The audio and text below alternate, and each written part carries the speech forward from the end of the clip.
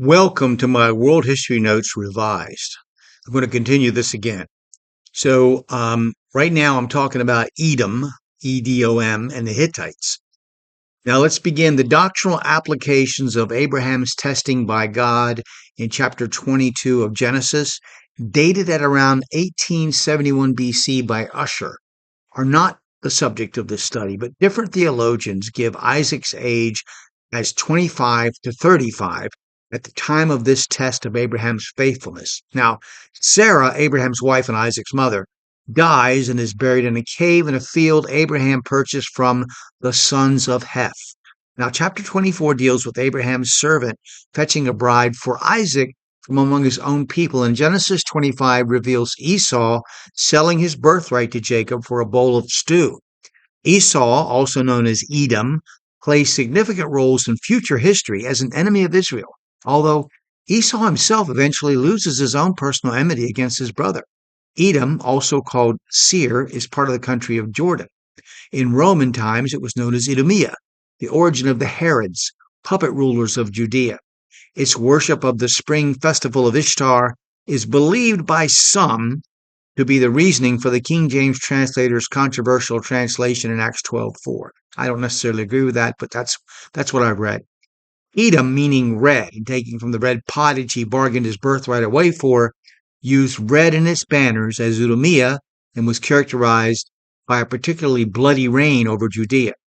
One of the principal wonders of the area of Edom is the rock city of Petra, which figured into the movie Indiana Jones and the Last Crusade. It wasn't built until much later in history, presumably around the 6th century BC by Nabatean Arabs, but I thought I would mention it here as a nail to hang your memory of Edom upon, as this area has a significant role to play in end-time prophecy, according to many Bible commentators. So next, I'm going to talk about the Hittite Empire. All right? Now, I want to talk about the Hittite Empire mentioned in the Table of Nations, which I referenced earlier.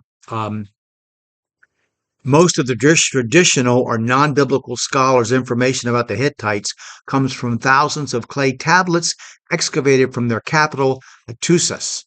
The Dictionary of the Ancient Near East claims that their power finally ended in 1200 BC. However, Snell, in Life in the Ancient Near East, states that the texts that the knowledge about the Hittites is based on are hard to date, and therefore one would conclude that any absolute dating by traditional historians is unsure.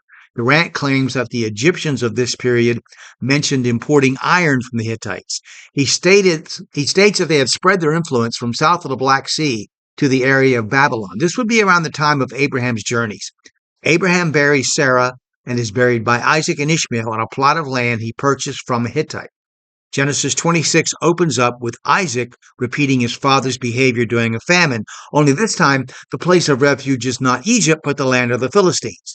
While God's promise to Abraham is repeated here to Isaac, things look pretty bleak for a couple for whom it was hoped back in chapter 24:60 would produce billions of descendants.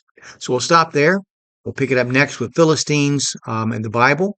And I hope you enjoy this, and please feel free to make comments. I'd like to see what you have to say. Thank you.